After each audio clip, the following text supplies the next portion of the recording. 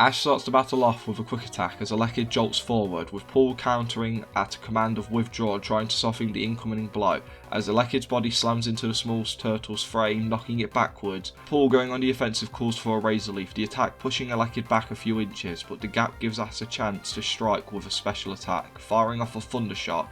Ash, knowing it will do little damage to the grass type, but it will at least return some of the damage from the previous Razor Leaf.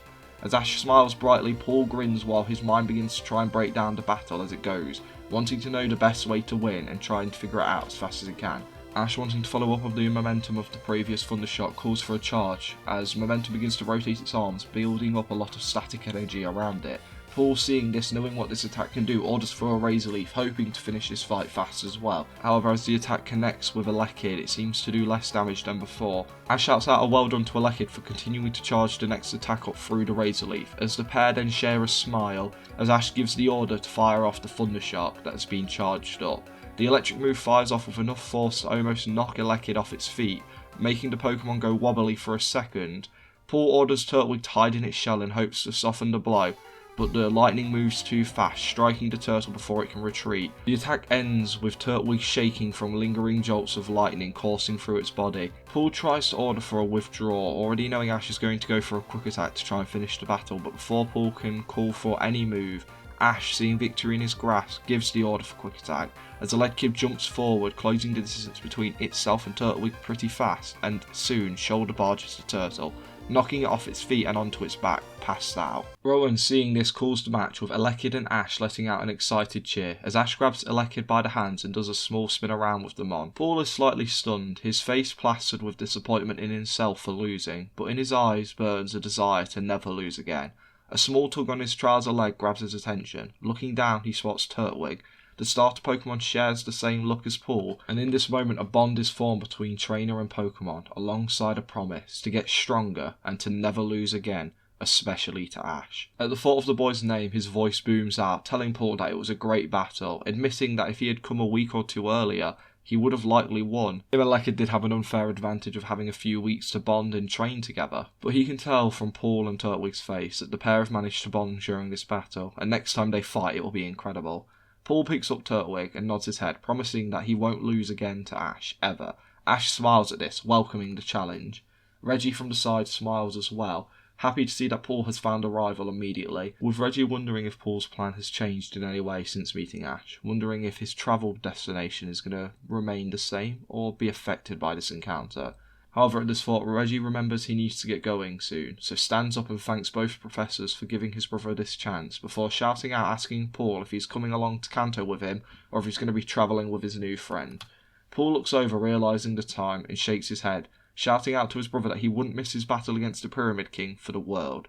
Jogging over to his brother's side, Turtwig still in hand, Rowan looks towards Paul, telling him to take care of Turtwig, wishing Reggie good luck in his battle against Brandon, having heard the Kanto Battle Frontiers poster boy is so strong he has a nearly perfect victory record. Ash looks towards Paul, telling him that once he's finished watching his brother's battle, he needs to return to Sinnoh so they can have a rematch.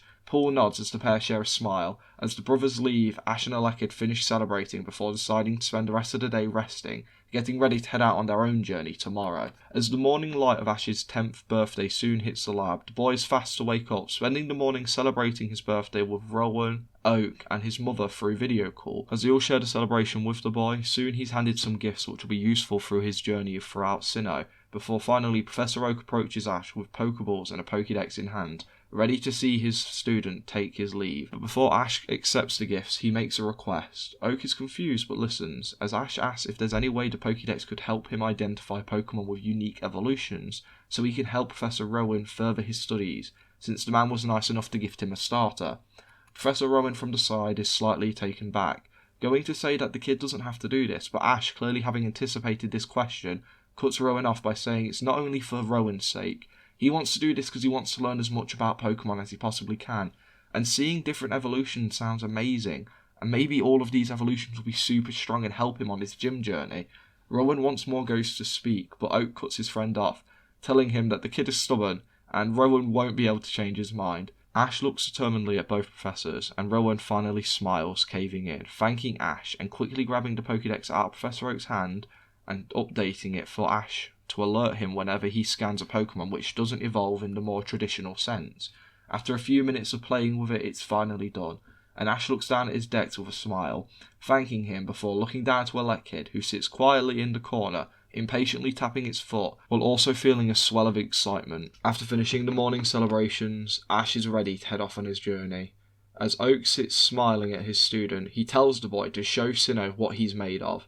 Ash nods he will before running off, shouting out for Oak, promising that he and Gary will be fine, and to tell his mother he will be okay.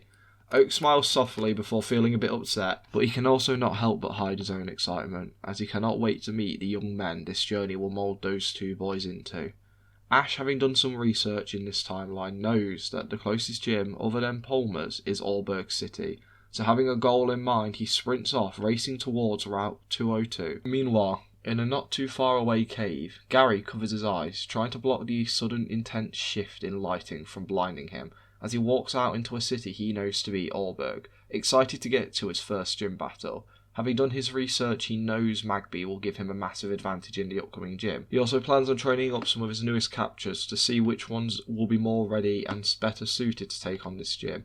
As the boy checks into the local Pokemon Center wanting to use this afternoon to train, he can't help but overhear some nearby trainers talking about the local excavation site being open to the public to come and try and gather some fossils. Gary, interested in prehistoric Pokemon and wondering how the ecosystem and the world worked back then, isn't too against the idea of picking up a fossil for himself. Remembering what he had read about the city, he had heard they actually have one of the new fossil revivers here, thinking an ancient powerhouse Pokemon would be useful for his team. Plus, he could do a little bit of research on the Mon, just to see how it used to tick.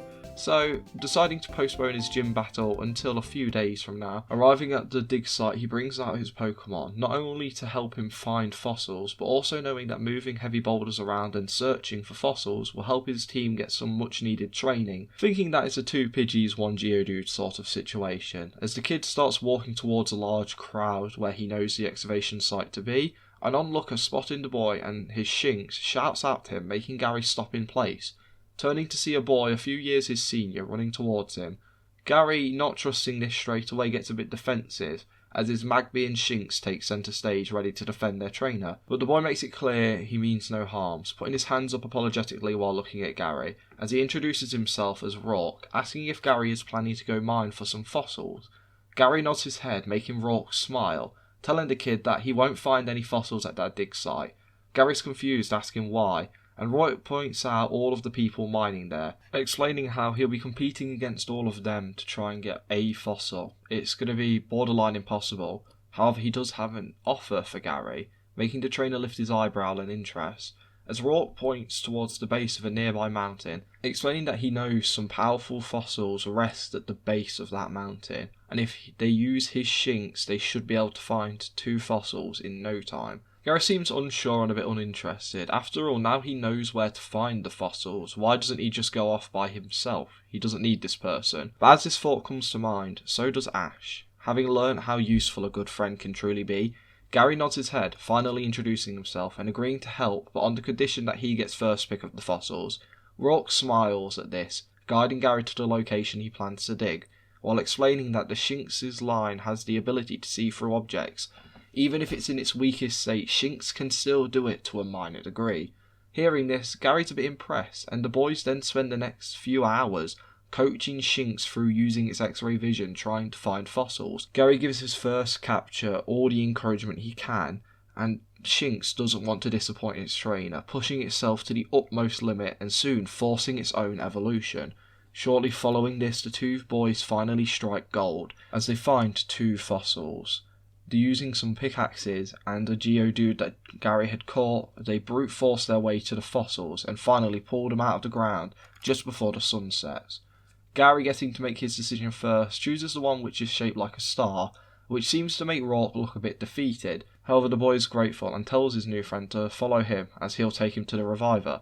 Gary nods, however is slightly confused that it's so open to the public, but doesn't question it, returning his Pokemon and thanking them all, especially his Luxio. Both boys head towards the museum, finding it shut. For a second, Gary feels a bit defeated, but knows that he'll only have to wait 1 day.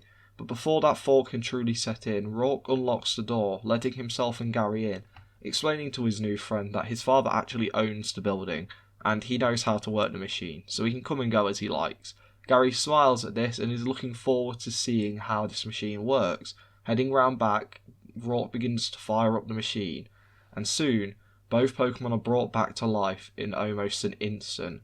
Gary watches in awe as this happens, and soon finds himself receiving a Craniodose, while Rourke receives a Sheldon. Looking at his new fossil friend, Gary smiles, imagining the world this Pokemon came from, and what the ecosystem must have been like, what its diet must have been. But as he has this thought, he stops himself. Instead, he goes to stroke the dome of the mon, but Rourke, quick to stop his friend, tells him that Craniodose tend to tap each other on the head to issue a challenge for battle, so Craniodose would have saw that as an invitation to fight.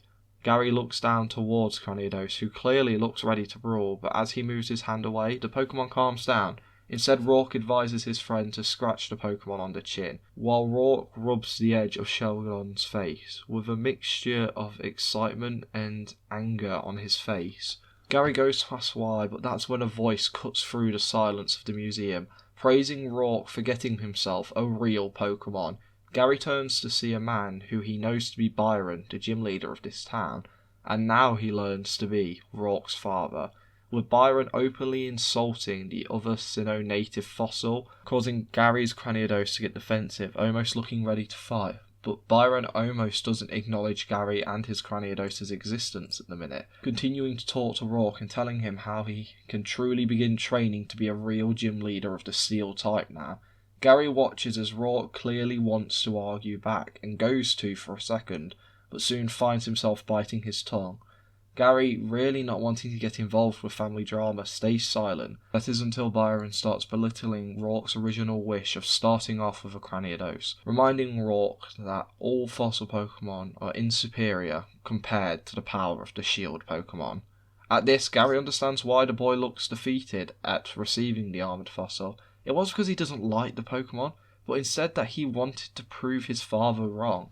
Byron, having finished his obnoxious rant, looks to see Gary, almost burning a hole in his head, and when spotting his Craniodose, he knows why, apologising to the boy for his poor luck at finding the worst fossil, before leaving with a hearty laugh. Gary walks over to Rourke, whose head is hung so low he might as well be in the underground. Rourke apologises for that, but explains that his father has been like this ever since he told the man of his dream to become a rock-type specialist who uses the fossil Pokemon to battle trainers, and for some reason it seems his father took personal offence to this, and ever since then has been belittling him on his dream. Gary, hearing this, grinds his teeth, wondering how a father could belittle his son so much like that. He feels so angry, knowing that family should support one another's dreams regardless. He looks Rourke in the eye, telling him how he's going to prove his father wrong by beating his so-called strongest fossil Pokemon with his own Craniodose, asking Rourke to help him prepare for the battle. Rourke looks amazed and is nervous at going against his father like this, but this is what he wanted a Craniodose to do. He wanted to find one to prove his father wrong, and while it may not be him doing the battle, as long as it's a Craniodose that wins, he doesn't care. He agrees to help Gary, with a resolved nod, as the young Oak and Rourke head off to begin their training. As a few days begin to pass, we join back with Ash, finishing setting up camp for the night, just a few hours out from Jubilife, getting ready to begin his nightly routine of training, which is when he hears a scream in the distance. On instinct, he runs into action, Elekid chasing after its trainer, as the pair make it into a small opening in the nearby woods, finding a girl having put her body between two Pokemon, one which looks hurt and she's defending, and another dancing around playfully. The girl looks panicked and very concerned, and Ash is quickly able to piece things together, so acts now. Spotting Elekid on his side and slightly out of breath, he asks if his Pokemon could fight. The Mon nods, following the order of a quick attack, with Elekid jolting forwards, tackling the unknown Pokemon away, with him shouting out asking if the girl is alright. In a bit of shock, she shouts out how she is fine, but this Pokemon attacked her Glameow while they were practicing a routine. Hearing this, Ash quickly scans the Pokemon using his Pokédex, learning its name, but in a weird twist of fate, the dex screen flashes green, as it alerts him to the fact this Pokemon has a unique evolution.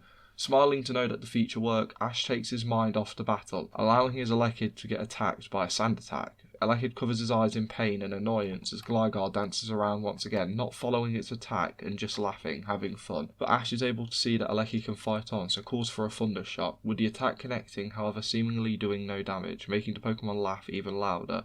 This confuses Ash, so he theorises that this Pokemon must have an ability or a typing immune to electricity, leaving him only one option of attack. Realising now that his Lekid's current moveset has a flaw, so he'll have to work around this in the future, but for now he has a plan to stop this, and it starts with another quick attack. Gligar is once again knocked backwards, however this time Ash doesn't follow up with another quick attack or an attack, but instead throws a Pokeball, hitting the Pokemon and shaking a few times before the capture is complete, letting out a cheer before turning to check in on the girl while grabbing his Pokeball.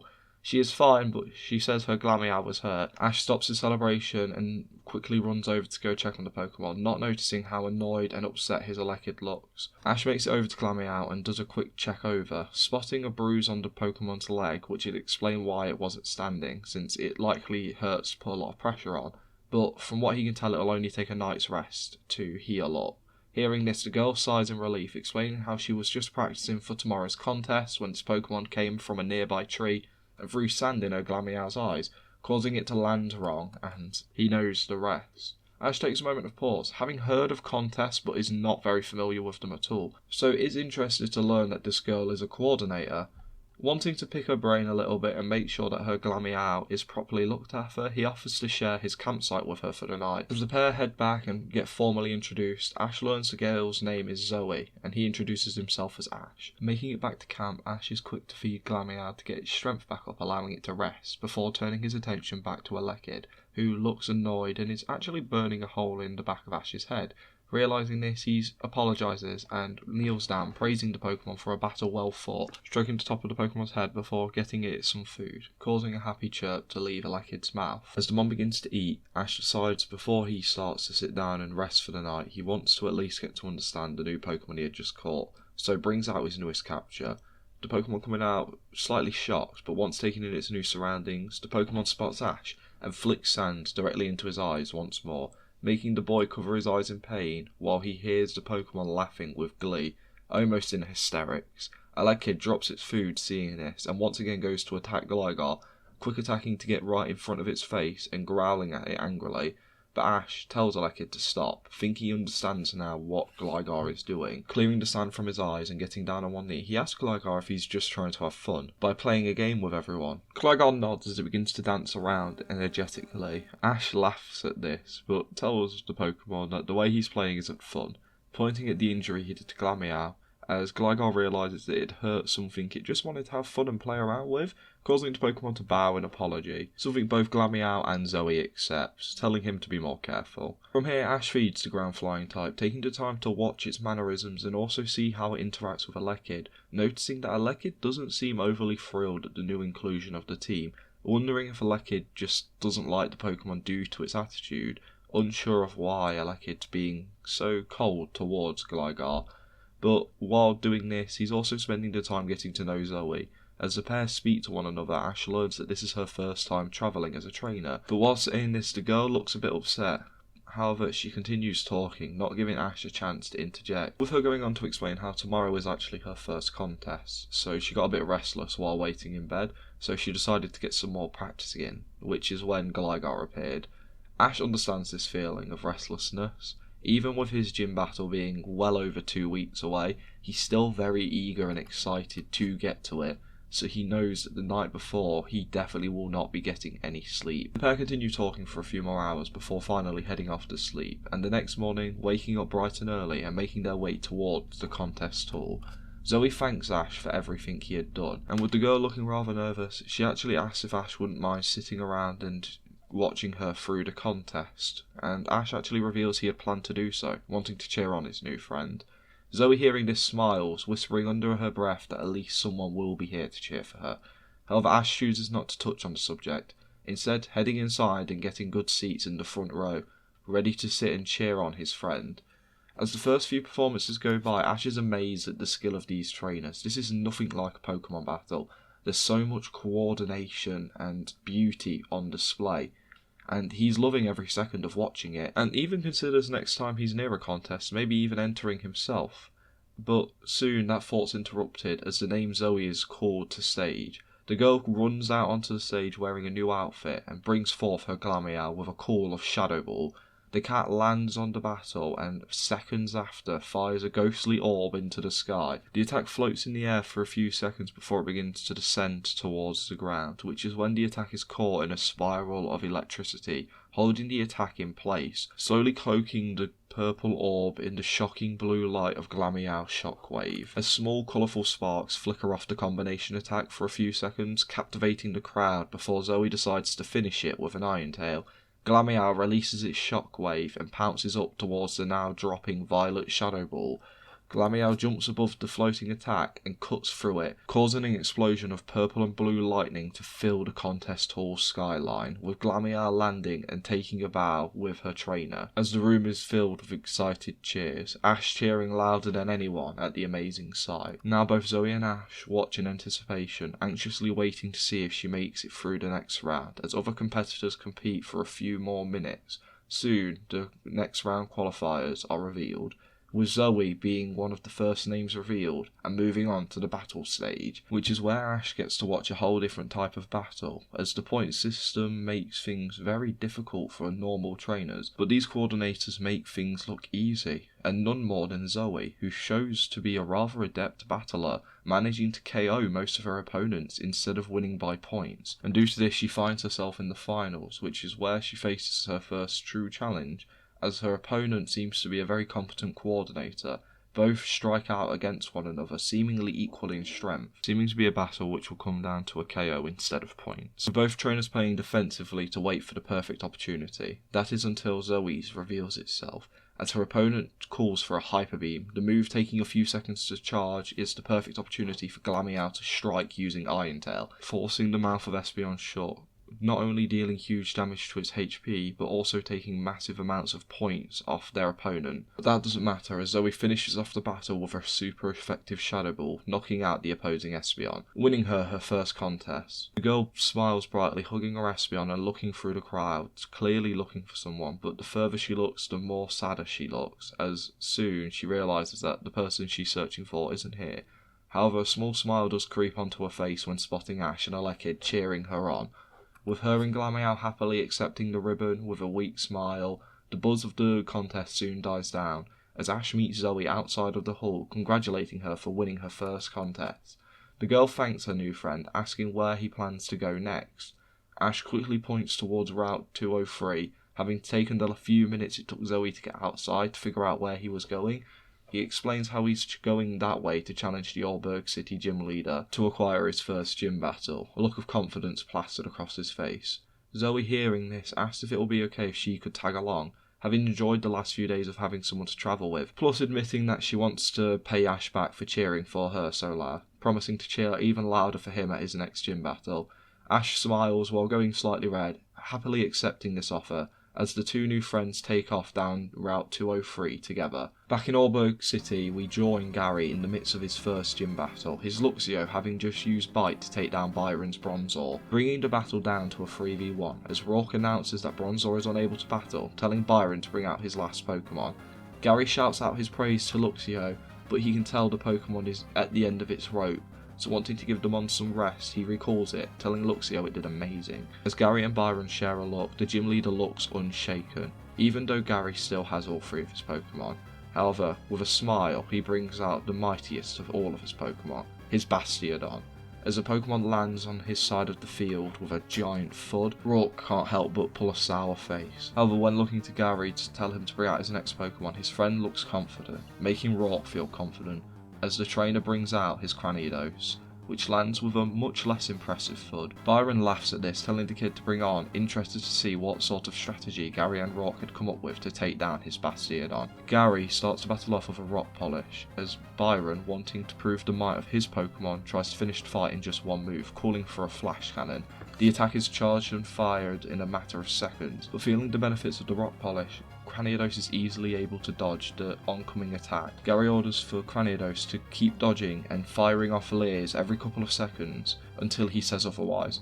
Cranidos looks slightly unhappy with this plan, but roars in agreement, moving at a pretty shocking speed for a Pokemon which was fairly recently revived, as it darts around the battlefield, avoiding oncoming flash cannons while stopping after every attack to fire off a leer, bringing Bastiodon's defense down. Byron praises this to be a fine strategy, as he then looks towards his son, telling him that if this was his strategy, then he clearly doesn't know fossil Pokemon as well as he thought he did, since it has two massive flaws, and he's about to point both of them out in the next few moves, as he calls for an iron defense, showing off the first issue of using a weak leer, as Bastiodon manages to nullify the last two leers, and Gary, not wanting to let the last several leers go to waste, decides to switch up his strategy, calling for Cranidos to go in and take the battle to Bastiodon with a Rock Smash. Byron smiles at this as Cranidos closes the distance between itself and Bastiodon in 1 second, and hits it hard enough to make the Pokemon move a few feet backwards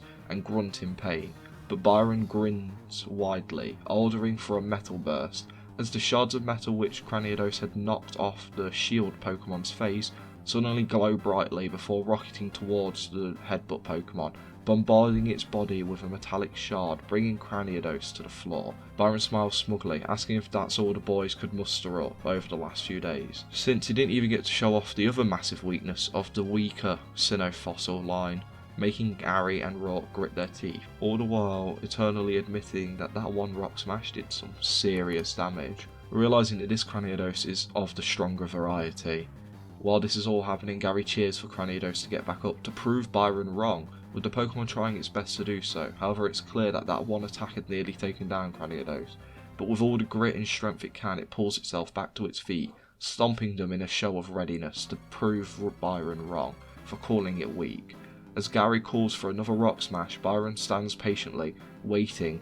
Gary is unable to figure out why until it's too late, as when Cranidos is inches away from hitting Bastiodon, the gym leader calls for a point-blank Flash Cannon. The powerful special attacks hits Cranidos point blank, as Byron tells Gary that he just exposed another one of this Pokemon's great weaknesses, even though the Cranidos line has some of the greatest attacking power out of all Pokemon. However, the trade-off is the Pokemon has to fight exclusively at close range if you want to maximise its huge attack pool. That means that the Pokemon with a strong enough special attack will always defeat it, as the bright light fades from the room, revealing Cranidos to be laid on the ground, unconscious. Rourke unfortunately has to be the one to declare Byron's Bastiodon the winner of this round, defeat lingering on his voice, as this has been something he had warned Gary about. Gary returns Cranidos, feeling like a failure, not only to his friend but to his own Pokemon, as he praises Cranidos for getting up to fight for him once more, but having a gym battle to finish, Gary brings back into battle his Luxio. Byron gets ready to fight, but Gary immediately returns his Luxio just as fast as it was brought in, bringing his Magby into battle, who has almost fully recovered from its battle against Magnemite, starting the battle off with a Will-O-Wisp, inflicting a nasty burn on Bastiodon. Byron now knows himself to be on a timer, so counters with Stone Edge, as the live coal Pokemon is bombarded by boulders as Bastiodon then takes damage from the burn. Byron expects this to put the baby Pokemon down, however is shocked to see that Magby is able to still stand, letting out a puff of fire which soon engulfs its whole body, as Gary gives the order of a flame wheel. As a ball of fire rockets towards the shield Pokemon's face, the attack collides head on, making Bastiodon shake for a few seconds before being brought down unconscious. Magby screams out in excitement, soon joined by a much weaker but still excited Gary, who walks forward picking up the small mon, tapping his forehead on its own, thanking it for finishing the battle for him. Magby blows small embers towards Gary's face, making the boy laugh, while Byron walks forward, telling Gary that he fought well, but he hopes this battle taught him what fossil is the weakest, with Byron shooting his son a bit of side-eye. Gary, hearing this, tells Byron from what he could tell that battle was much closer than he's making it out to be, as Byron looks at Gary nodding, saying his son's strategy was a good one. However, until they figure out a way to make up for Cranidos' weakness to long-range combat, Bastiodon will always win. Hearing this, Gary finalises a thought he had in his head, knowing it will be for the best, but happily accepts his mind badge as he and Rourke leave, heading towards the Pokemon Center.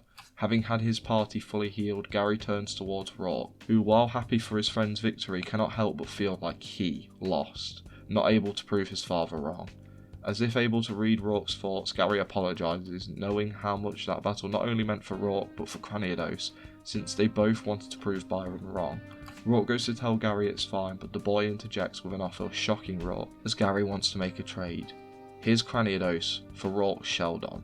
Rourke is slightly shocked, but Gary reminds Rourke that he would be a better trainer for Cranidos, since they share the same goal of defeating his father, and it's clear that Rourke would know how to raise Cranidos to bring out its full potential and how to come over its weaknesses. Rourke doesn't know what to say, however Gary tells him that he isn't losing out on this deal either, since he saw how strong Sheldon can become, and knows his team could actually do with a defensive wall like that, giving Rourke a small smile, which speaks to the boy, saying that it's your turn to prove your father wrong. After a moment of thought, he smiles back, thanking Gary, and then agreeing to trade, the pair quickly finding the machine to do so and making it official, alerting both Pokemon to the change in partnership, with neither Pokemon seeming bothered by it. In fact, both seem rather happy about the change, with Cranidos and Rourke making a promise to defeat Byron as soon as they can. But before then, Rourke learns of Gary's next destination being Eterna City. The fossil expert actually suggests that Gary heads towards Hearthome City, since he has heard that the gym leader is notoriously difficult to get to battle, due to her also part-timing as a coordinator, meaning she's often away from the gym. However, from what he's heard from his father, she's actually active at her home gym for the first time in many months.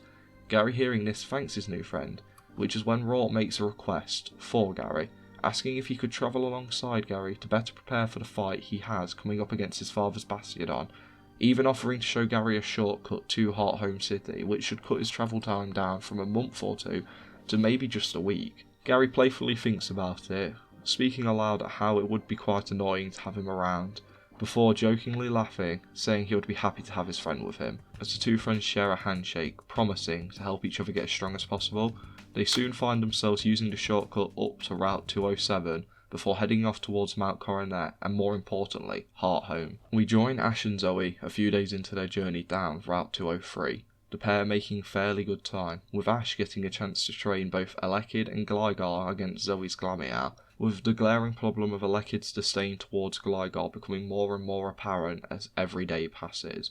But one day during their training of Ash trying to get Elekid and Gligar to get along, the boy suddenly gets a shock which travels throughout his whole body. His mind throbs, and then he feels an intense pain in his right arm. Ash turns, looking all around him before his eyes narrow on a nearby forest, unsure of why, but his body tells him to move that way, as the boy breaks off into a sprint heading towards that forest, without saying a word to anyone, as Ash's Pokemon and Zoe give chase after Ash, but they're unable to keep up with him. The boy moves as if guided by an unknown force, only stopping for brief moments to look around, trying to allow this mysterious force to once again guide him, before running deeper off into the forest. This happens for the better part of half an hour, before finally Ash comes across a small black and blue Pokemon, resting its body up against a tree while clutching its right arm, blood running down it, as Ash can tell by one simple look that this arm is not only broken, but nearly completely destroyed. As Zoe, Elekid and Gligar finally catch up with Ash, they spot the trainer having a stare down with this wild Pokemon. The trainer clearly trying to get towards it to give it the medical attention it needs, but Zoe has one question which she asks aloud, asking what a Riolu is doing here. But that's where I'm leaving this part for now. Please don't leave straight away. I know most people do within the first few seconds of the video ending, but I do have a few questions that if people could answer in the comments would be so useful. It's just two, so bear with me for a few seconds. First off, how do people feel about this episode, with the way it was handled of the perspective swapping between both Ash and Gary? It was suggested by someone in the comments of the last part, and while I had originally planned on this story following Ash solely, I liked the idea enough, and having seen how Ronan, Charizard and Pickledill did it, I wanted to at least give it a try. So if people would like this to continue going forward, let me know, or if they would like it to stay as a solo Ash adventure and Gary and Rourke showing up as side characters, please do let me know. The trade-off being that with Gary and Rourke being side characters, I can make each part completely dedicated to Ash's journey, meaning we'll cover more content in one part than we would if Ash and Gary were sharing the spotlight together. This will inevitably be something I make a poll out of, just to get the true understanding of what people want me to do. I do have a third option, but I'll save that for the poll, because I think that could probably be the best way to do this.